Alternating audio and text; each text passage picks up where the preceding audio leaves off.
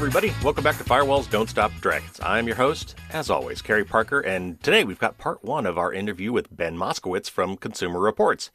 We're going to start off talking about a really interesting study that they just did this year about consumers' attitudes toward privacy, both then and now. And they found some really interesting things.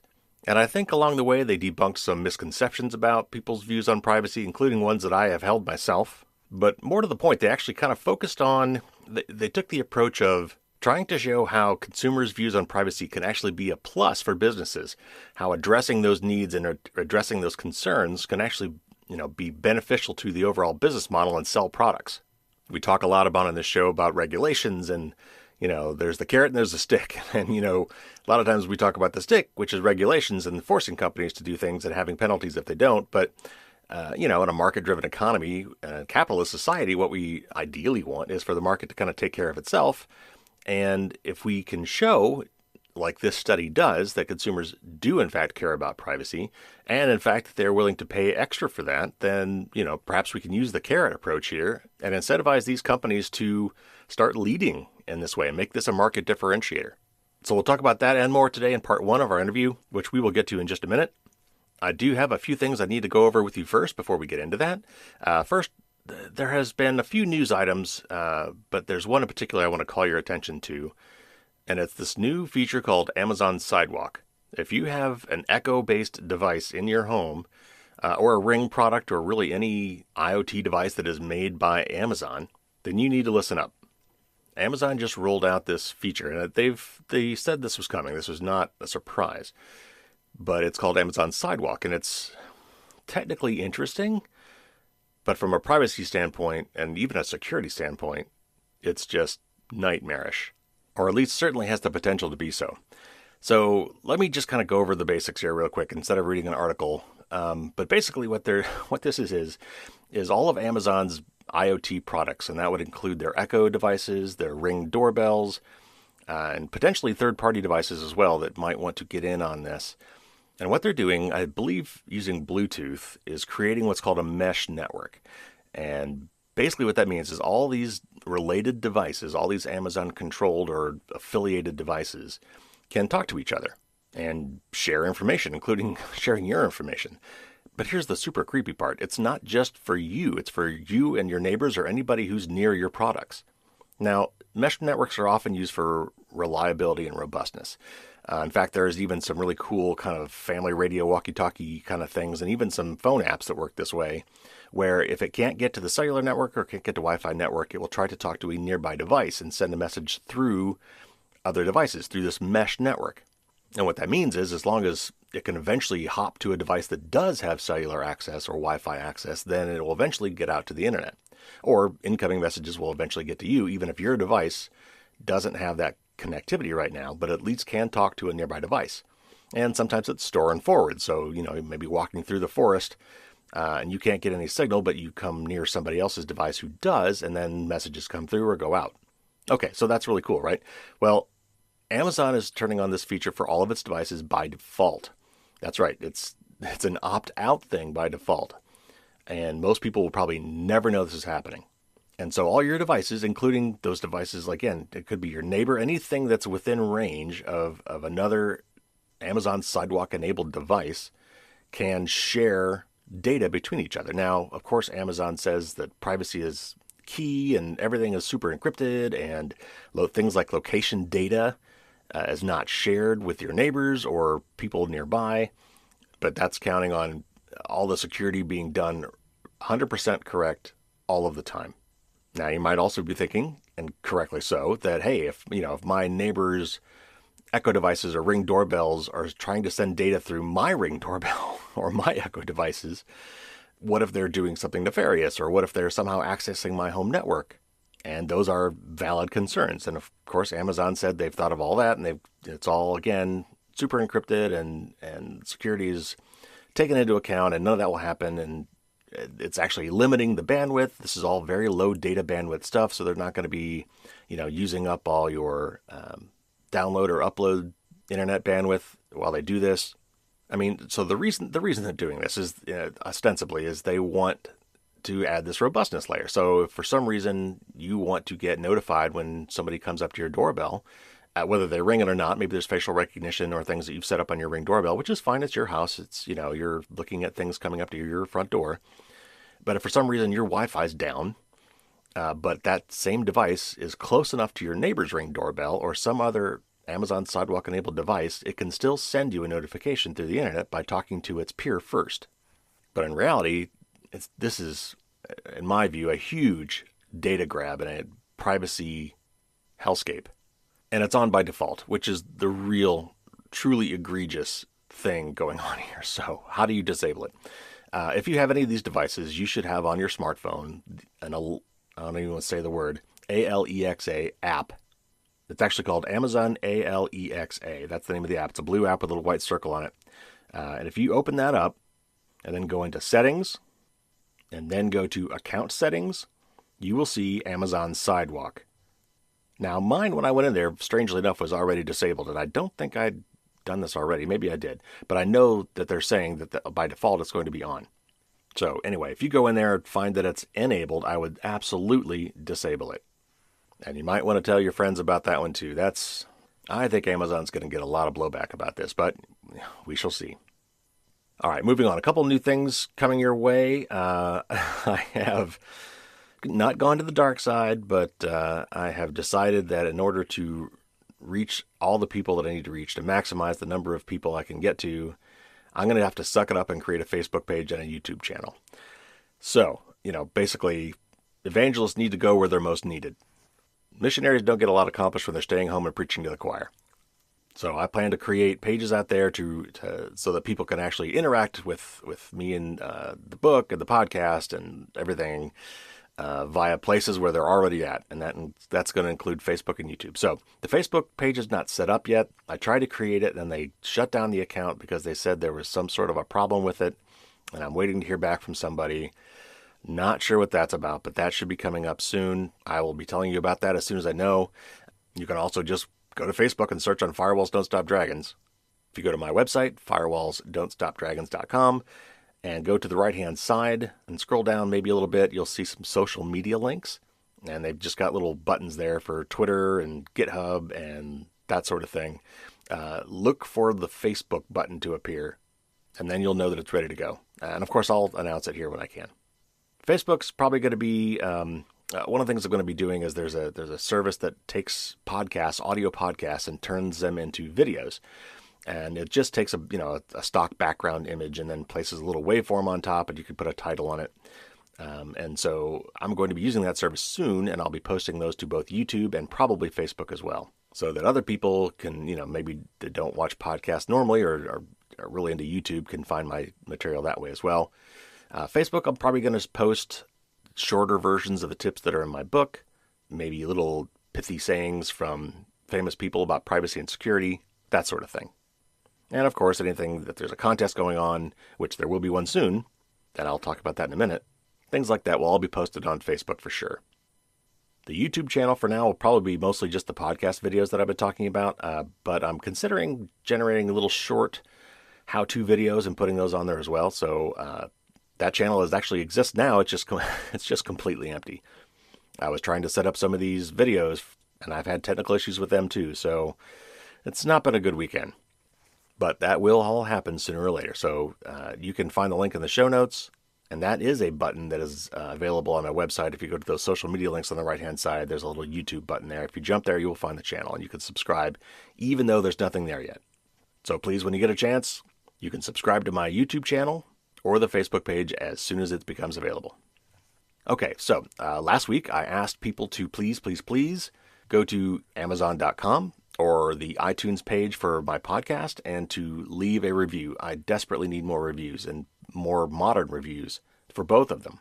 And what I had said was I wanted to try to get 20 each reviews on both of those by Christmas. And I'm seeing now that that is probably not going to happen. But what I had promised was if I could get 20 each, then I would hold an AMA or an Ask Me Anything session, which is a live Q&A session with me for anybody who posted a review. And that is still going.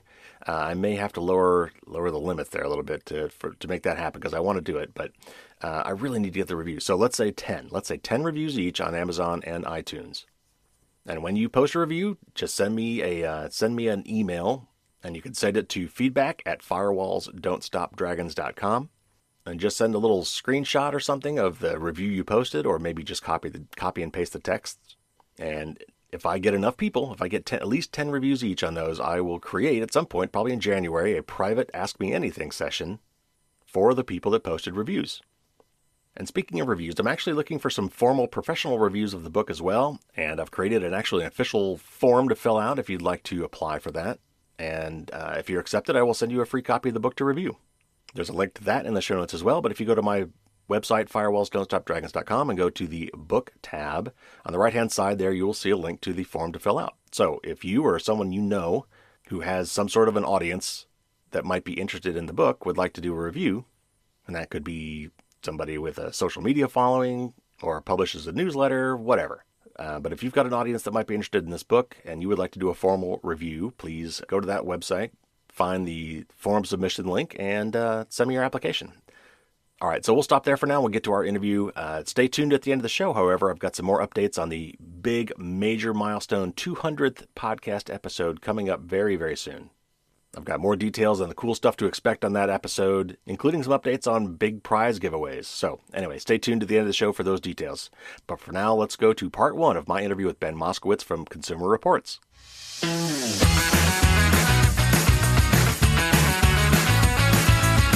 Ben Moskowitz is a public interest technologist, and he currently heads up the digital lab at Consumer Reports. Prior to this, among other things, Ben was the director of R&D for the International Rescue Committee. Thanks so much for coming on the show, Ben. Thank you. Thanks for having me. So I ran across a study you guys did recently at Consumer Reports about privacy, and knowing also that Consumer Reports has been making a point recently to highlight the security and privacy aspects of the products it reviews. And with the gift-giving season fast approaching, I thought now would be a perfect time to discuss this topic on the show. So I'm really glad that worked out. But before we start, why don't you tell us a little bit more about yourself and maybe what you're doing at Consumer Reports? Sure. So I look at technology. I've been involved in open source, public interest tech, civic tech for a very long time. I used to work at Mozilla on open source and open standards.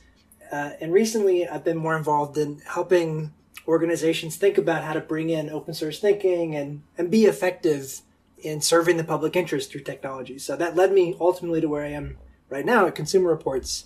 Last year, we launched a new initiative called the Digital Lab. And it's an initiative supported by Craig Newmark and some others. And the idea is to help Consumer Reports look at things like privacy, security, ownership in the digital world, the same way that we've looked at price, safety, value, for 80 years now.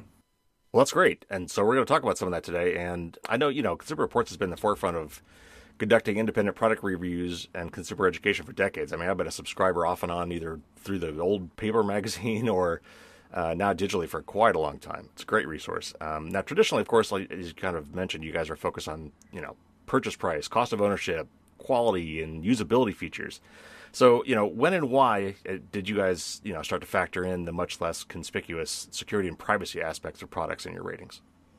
So everything has an interconnection now, it feels like.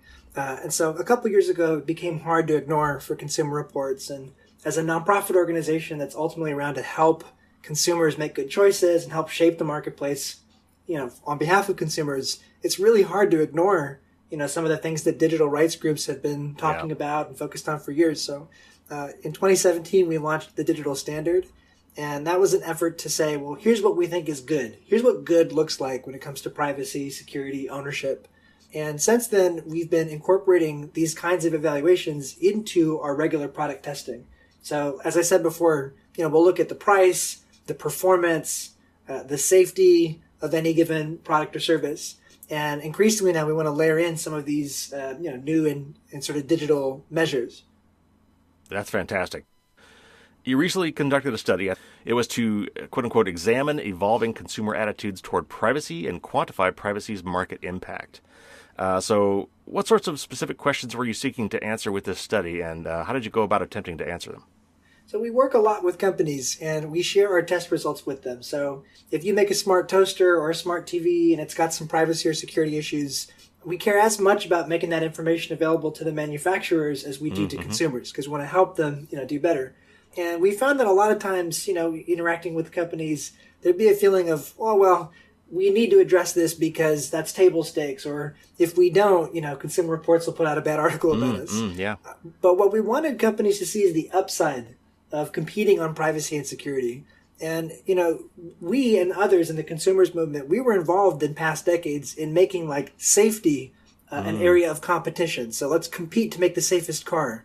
Or even sustainability. Let's compete to have the most energy efficient appliance. So this report was really our effort at taking stock of all the data we've got about consumers' preferences, about the performance of different companies in the marketplace, and just try to isolate, how much does privacy really matter, to a buyer?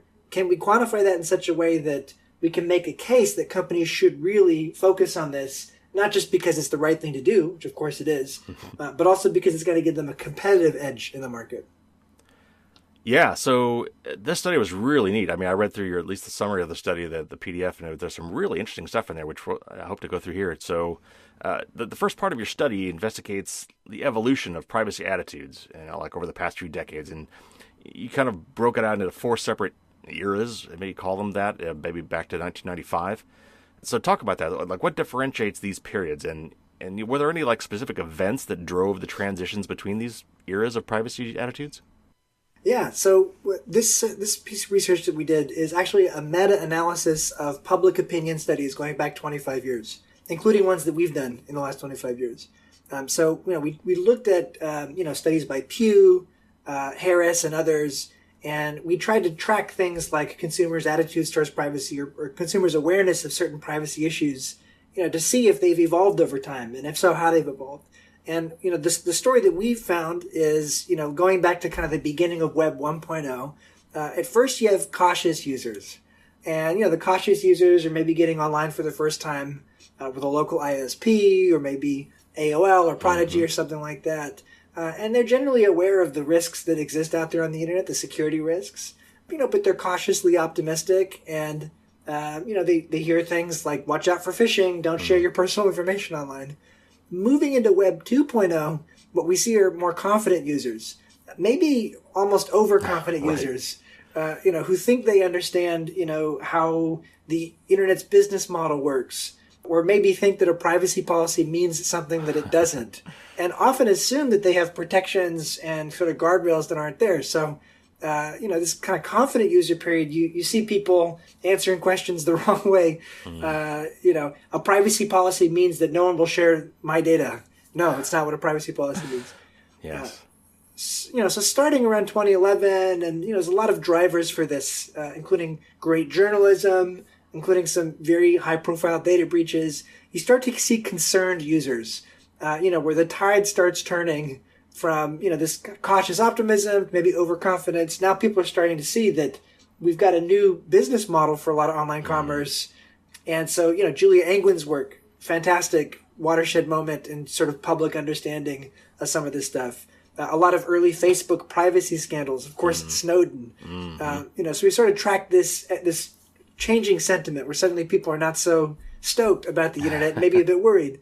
And really interestingly, for a number of reasons, Cambridge Analytica, some other drivers, today you've got critical users. So a lot of critical thinking, a lot of, maybe overthinking about, the way that online privacy and security play out. And that's good. That can be a good thing because that can be a force for, public policy change. But what doesn't change, through this 25-year saga, and this is one of the things we really wanted to understand, it's never been the case that people don't care about privacy.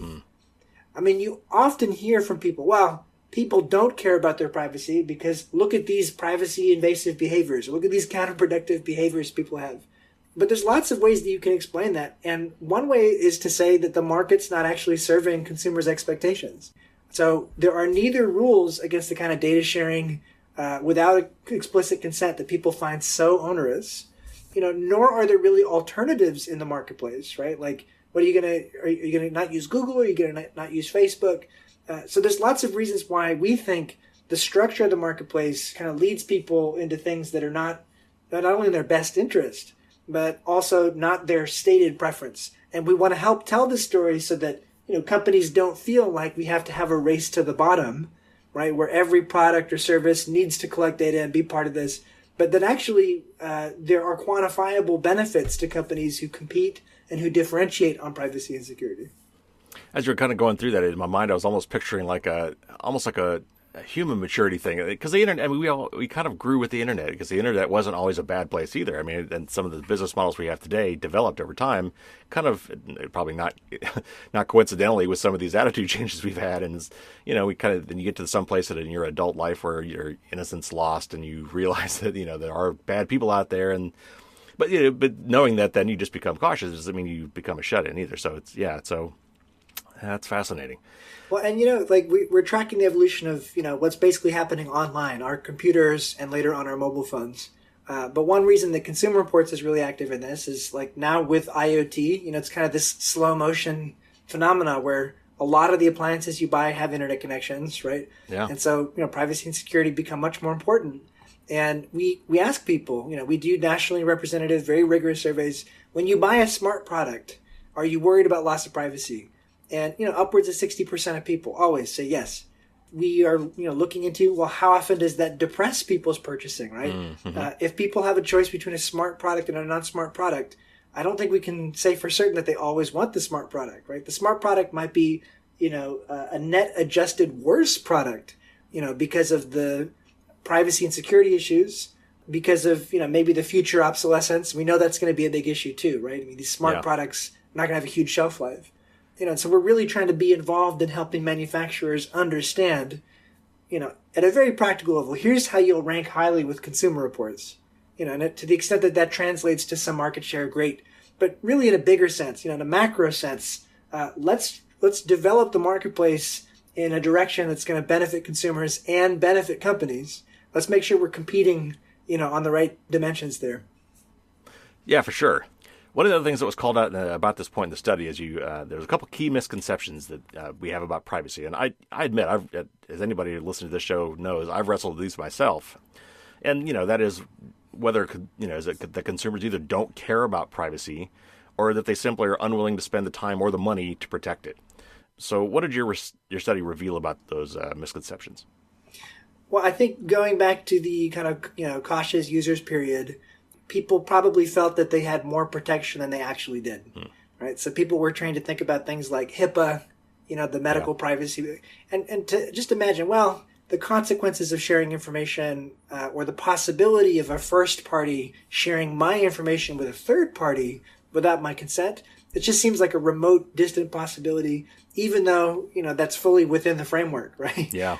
And I think, the fatigue that sets in, over basically, 2, almost 3 decades of that being the framework, the fatigue now is, well, I don't like it, but there's nothing I can do about it, and the cat's already out of the bag. So the asymmetry here between, the poor individual consumer who has to think about all these commercial interactions they have every day, right, hundreds of companies, there's not a whole lot they can do, honestly.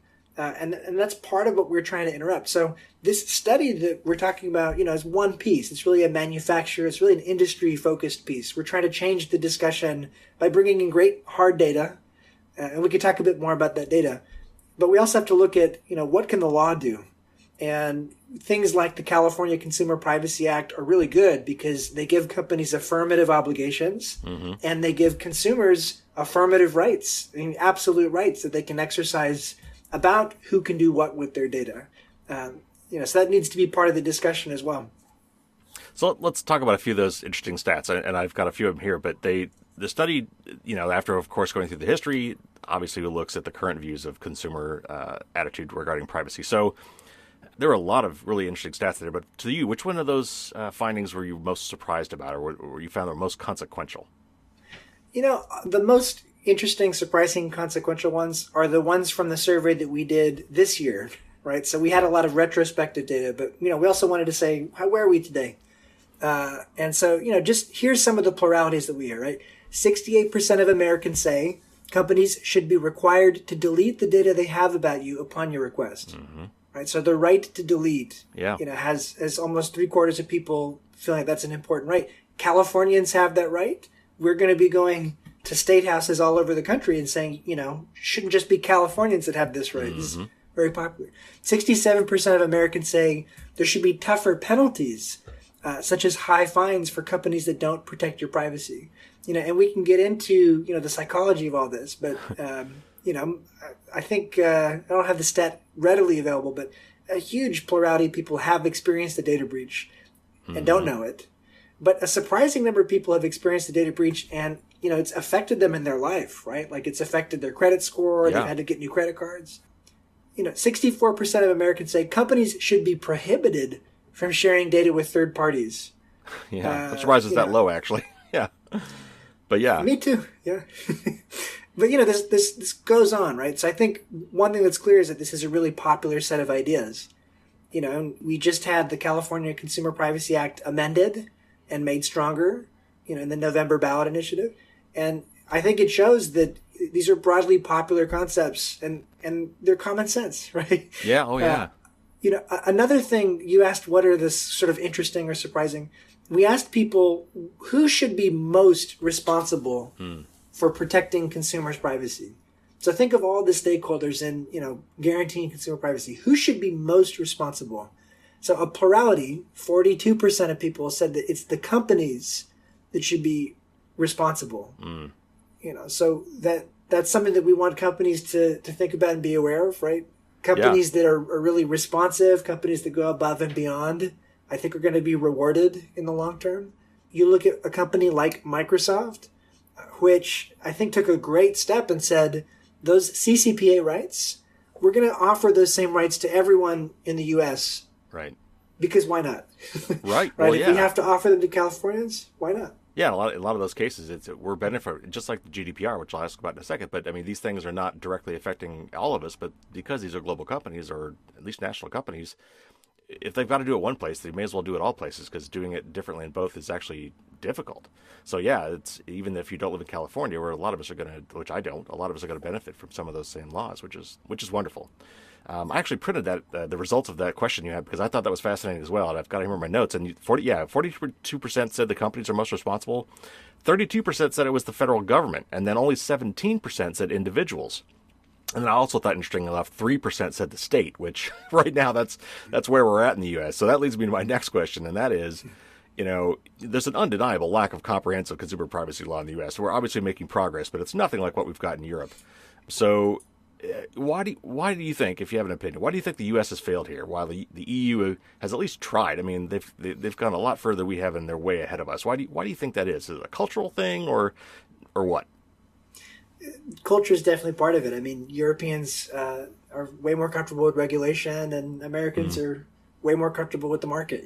Yeah. But I think that it's not an either or. I mean, we can have an environment that's really good and enables great innovation and allows companies to prosper and not get crushed under the burden of compliance, and also have really affirmative, strong obligations, penalties, if companies mess up, and rights for consumers. I mean, going back to what you're saying, right? Who should be most responsible? Only 17% of people think that individuals should be responsible. I want to know who those 17% are, because what you're asking is every consumer to really think and expend precious cognitive bandwidth, in every transaction they have with every entity, and it just doesn't work. I mean, the burden that is put on a consumer to do that is unreasonable. Right. So it's good to see that we're making progress in California. There's lots of states that are very close to considering CCPA-like laws, and the end game is, no one wants a patchwork of state privacy laws. It is the case that at the state level is where you can actually make progress right now, because the federal government's pretty gridlocked. But at some point, there'll be a critical mass, and then hopefully we'll get a good pro-consumer federal, privacy framework that makes life easier on everybody, right? And creates the right, dynamics for companies to compete. Right. Yeah. The whole notion of opt-out is just a myth. I mean, it's not logistically possible. I mean, even if you could read all the privacy policies, read all the terms of service, every time you clicked accept, if you were even aware of all the different settings and configuration things that you could do it's just not possible. I mean, there are thousands of them. There's just no way for any individual to hope to opt out of anything. I mean, it's just not possible. Right. Well, and that is kind of the one crappy thing, and it's a pretty crappy thing about CCPA, which is, for all the positive of CCPA, it's still kind of digging us deeper in what's essentially an opt-out framework, right? And so Consumer Reports model privacy bill, which we've been working on and which we're going to share later this year, for state houses to consider, that one is a bit stronger than CCPA because it says by default, you need to opt in. So much closer to GDPR in spirit. In the meantime, there's lots of really creative hacks that we're part of and that others are kind of driving forward, just using the existing CCPA. So one of them is the global privacy control. Yes. And what's interesting about that is it's basically taking the old do not track idea, which is let's just signal to companies, in the web browser when people are surfing, I don't want to be tracked. And then it's on them to kind of honor your preference. Right. So a bunch of smart technologists, including Ashkan Soltani, came together, created a coalition, and we're part of it. And the idea is let's have a do not track style solution where a consumer can go and then set a global privacy preference, right? I don't want my information to be sold. The difference this time is that it's legally binding. Right. And so we've heard from the Attorney General that that's how that will be interpreted. That will be a consumer's preference. So it's a nice hack because for people that turn it on, you're not in an opt-out world, right? You're kind of stopping it at the head. Right. Some other hacks, just as long as we're on this, CCPA has this idea of an authorized agent. And the basic idea is, well, great, as a consumer, I now have all these great new rights. The right to delete my data, the right to get a copy of my data, the right that it's not sold. And as you were saying, it's really hard for any one person to say, great, I'm going to go exercise that right with 1,000 companies. Right. I'm going to go to each company. I'm going to go to the footer. I'm going to fill out their form. No one's going to do that. Right. Right. If you can't exercise the rights, you might as well not have the rights. Right. So the cool thing here is the authorized agent. It says I can delegate a third party. I, as a consumer, can say, I want Consumer Reports or Mozilla or EFF to be my authorized agent. And so we are doing some experiments, which you can read about. You can Google just CR authorized agent. Really, really early stage stuff. But we think it'd be really cool if a consumer could sign up and give permission. And then we could keep an eye on all the really unscrupulous data brokers, people search sites, the stuff that you get no value out of as a consumer. Yes. But you don't have to think about it, right? You're going to delegate to us, and we're going to take care of that for you. Well, that would be wonderful. And I've gotten on some of those people search sites, and it's really, really hard as an individual to get them to pull you out of that. I had to go through months and months of back and forth with them, asking them to remove my data. They said they would, and then it showed back up. And I ran across the other day some sort of a privacy service, and this must be following along the same lines, is you set them up as your legal agent, and they, on your behalf, for a subscription fee, will go and file cease and desist, or all these actual take legal actions to file with these companies on your behalf to just, over time, because you're going to keep adding to more lists, is to go through and do that for you. So, yeah, that is an interesting way. If you can designate someone to do it for you, that has a chance. Yeah. This is a really early stage kind of idea. So it's the kind of thing that probably wouldn't be practical unless something in the law says, yes, this is the law. So, right. Thanks to CCPA, there's a little foothold there, right? The door's a little bit open. And, for this to really work at scale, the ecosystem has to advance a whole lot. Companies need to honor the requests. There need to be, semi-automated workflows for this, or it won't scale. And so, we're really excited, and you're citing some of the early stage companies just to see where this goes. Yeah. And to do some experiments. And, for anyone listening who thinks that sounds cool, we're really trying to take an open source approach to this and would love to partner up and, see what might be possible. Wonderful. Yes, I hope this does take off. And you're right, it does feel like there's critical mass growing here, and I think that's a good thing. So, in your studies, one of the aspects you looked at was, at the end of the day, are consumers actually willing to pay more for products and services that don't collect their personal data? Like, we think of Google and Yahoo and all these things as quote unquote free, and of course they're not. We're paying with our data in ways that we probably don't even understand. But given that was an option, if the manufacturers and service providers do end up offering these kind of two models, the quote-unquote free or the one where you can pay and supposedly have them not share your data, is the natural outcome of that, though, that then privacy becomes a luxury good? No one wants that. Right. That's a dystopian scenario. But I think if you look at the history of, kind of pro-consumer evolution in the marketplace, you often have the case where you have like a leading edge or leading indicator where maybe the higher end products are safer or more energy efficient or whatever. And over time, that becomes table stakes. And then you have a new standard that you need to set. So we're certainly not advocating for like a pay for privacy world or like, hellscape where if you can't afford an Apple device, tough luck. To your question though, I mean, would people pay? You can get a lot of academics in a room and you can get a lot of marketers in a room and they could violently disagree. Some of the question has to do with, well, are people paying to preserve privacy they've got? Or are they paying to gain privacy that they don't have? And so there've been kind of behavioral economics experiments where people were offered $5, for their browsing history to not be shared. Right? Mm-hmm. Well, yeah. I mean, I don't want that shared. I'm more likely to pay that $5 to prevent a loss of privacy, right, than if it's already been made public. So there's lots of kind of very interesting psychological pivot points. But I can tell you that the study that we did, it was pretty unequivocal, right? The study that we did said, yes, people will pay for privacy and security. So I can talk through a bit about the methodology we use, and also the shortcomings of it. But without a doubt, I mean, we looked at VPNs, health apps, security cameras, cars, and across the board pretty much, privacy and security ranked really highly in impacting whether someone would buy a product and also correlated with the willingness to pay for that product. Yeah, cars is a really interesting one, and we could talk a long time about that, but I think a lot of people are... a lot of our cars are now connected. A lot of them come with cellular service built in. It used to be OnStar and things like that were for your benefit, for in case you got in a crash, but of course now it's telematics and it's data. And then there's the little dongles that you put in from your car insurance company that track, that basically surveil you to see how your driving habits are. And there's a lot more privacy issues coming up with cars than I think people realize too. But that's very interesting. Yeah, well, cars is a tricky one, but just to kind of talk about the study for a second, the method is it's content analysis, so it's like a classic business school approach to figuring out product market fit and demand and things like that. So what we did is we had a panel of people, some thousands number of people. I can't remember the size of the panel, but it's significant, right? Similar to a nationally representative survey.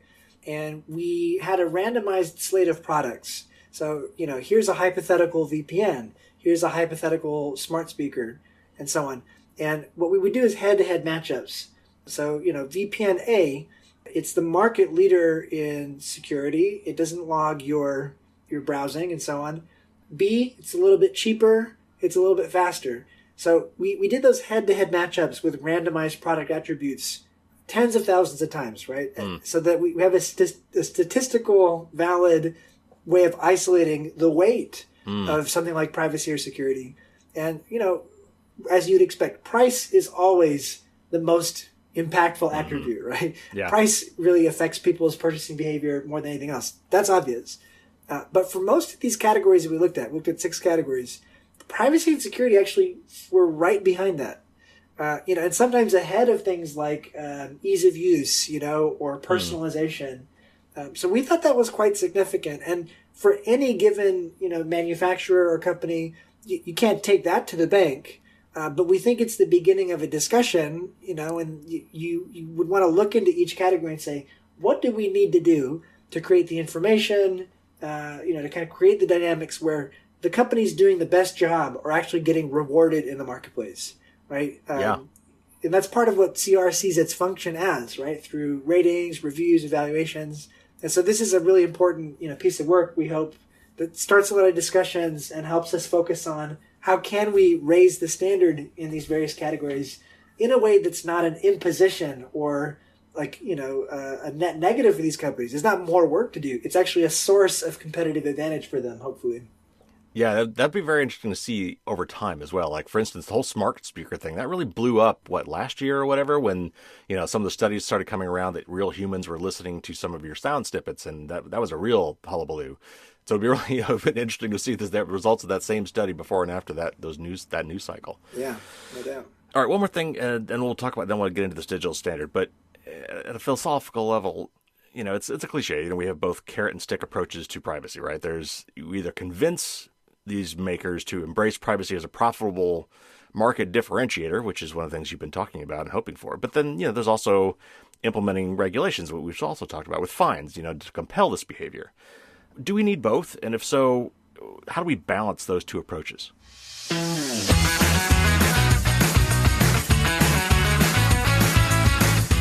And on that little teaser, we will end part 1 of our interview with Ben Moskowitz. So be sure to subscribe so you don't miss the big conclusion, part 2 of the interview, which will come out, of course, next week.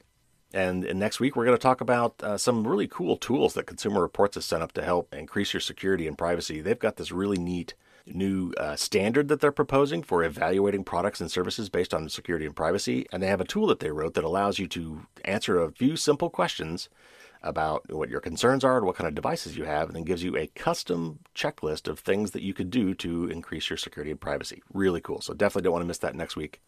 I did want to mention really quick, he talked about Julia Angwin. She wrote a book called Dragnet Nation. She's been a reporter at ProPublica and some other great journalistic sites. And I'm actually reading that book right now myself. It's a good book. So that's what he was referring to. And also I want to call out something he's going to talk about actually in the next part of this thing, but it's a limited time thing, so I don't want you to miss it. He's going to mention a free screening of a movie called Coded Bias. And that will end on December 14th, so I wanted to tell you about it now. If you go to action.consumerreports.org/codedbias, CODED_BIAS, you can just give them your name and email, and they will give you a link to check out this movie. I've done it myself. I haven't watched it yet, but I've signed up. I've registered, and I will plan to watch that sometime in the next couple weeks. Also, I referred to a legal representative company as we were talking about that, and I looked it up so I could tell you about it. It's called Privacy Bee. Privacy BEE. Now, I'm not necessarily endorsing these guys. I have not used them, but that is the company I was referring to. So if that interests you at all, you might want to go to their website and check that out. All right, real quick before we go, I wanted to catch you up on the plans for the 200th episode. That's going to be on December 28th. That's the Monday right before New Year's. And because of that, due to the timing, we're going to be doing a New Year's resolution show. I will be giving you some suggestions for things that you might want to do in 2021, some top tip items that you definitely want to be considering if you have not done so already to increase your security and privacy. And I have reached out to several of my past guests, some of my favorite guests on the show, and I've asked them to provide some of their big tips as well. So you're going to get little snippets from other people we've heard of before, including Cory Doctorow, with their take on some great 2021 New Year's resolutions for security and privacy. And in addition to all that, if that weren't enough, we've got Bruce Schneier, world-renowned crypto guru and really cool guy. He was there for my 100th episode, and he's back for the 200th. Hopefully we have now established a precedent, and he will keep coming back. He's a great guy to talk to. I love Bruce's stuff. He literally wrote the book on cryptography back in the day, and he has published many books since that are very, very accessible and very important reads. Data and Goliath is one of my favorites. He's got a newer one called Click Here to Kill Everybody. That's a really interesting read as well. But he's got some really, really sharp insights on privacy and data and security in the modern age. So check those out for sure. And we're going to talk to him about a new project he's got going called Inrupt with Tim Berners-Lee, who is widely considered to be the father of the internet. And they've got a very interesting proposal for how we can protect our data going forward and a new model for how we choose to share it and retain control. So definitely want to check that out. And so what would you pay? Don't answer, there's more. I'm also going to be doing a really great giveaway associated with that, and you'll have to listen to that episode to learn how to enter the contest. A lot of the companies that have been represented by guests I've interviewed in the past are offering some really cool swag and some gift cards and free services and all sorts of great stuff that I'm going to package up into some really cool giveaways. So it's going to be a great, great episode.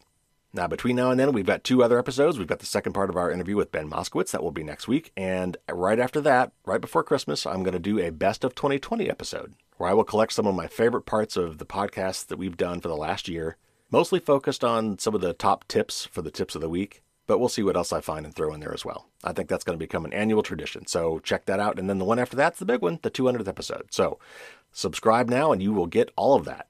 And hopefully these are going to start showing up on my YouTube channel as well. So if you prefer to consume things that way, check out my YouTube channel. All right, that'll do it. Take care, everybody. Please stay safe. Stay home as much as possible. It's really, really getting bad out there. We need to contain this. So if you have to go out, be sure to wear your masks. Avoid gatherings, avoid crowds, avoid, unfortunately, getting together with your family, especially if they're traveling here and not somebody you normally live with. It's not just for you, it's for them. We need to keep everybody safe. So please, avoid seeing people in person this year around so that you can see them in person next year and all the years to come. Okay, everybody, that's it. Take care. And until next week, as always, don't get caught with your drawbridge down.